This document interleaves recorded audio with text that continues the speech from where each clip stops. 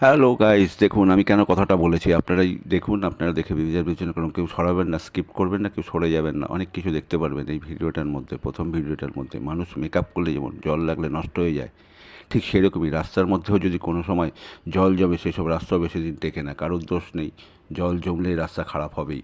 দেখুন রাস্তার অবস্থা কী হয়ে গেছে, বেগেজে গেছে। ভাই আসতে যাও, আসতে যাও, আসতে যাও, আসতে যাও, ধীরে ধীরে যাও, ধীরে ধীরে যাও, আস্তে আস্তে যাও, আস্তে আস্তে যাও। হ্যাঁ দেখুন, বলতে বলতে ওইদিকে একটা লাল টোটো দেখুন আস্তে আস্তে যাচ্ছে, প্যাসেঞ্জার পুরো লোড। সবাই আস্তে আস্তে যাচ্ছে, ভাই কারোর ক্ষতি যেন না হয়। বলতে বলতে তাপস এসে হাজির হয়ে গেছে। তাপস বলছে, দাদা দেখুন ঘর থেকে কী করবো। আমি বলছি, চলো একবার হাই করে দাও, লোক সবাই দেখুক। হ্যাঁ দেখুন হাই করছে। এই বলতে বলতে দেখুন কীভাবে মেকআপগুলো সব নষ্ট হয়ে গেছে।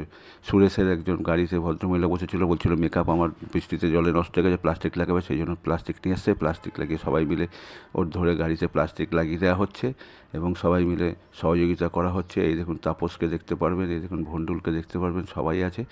তাই বলছি বন্ধু, ভিডিওটা যদি ভালো লাগে লাইক করুন, কমেন্ট করুন এবং সঙ্গে থাকুন।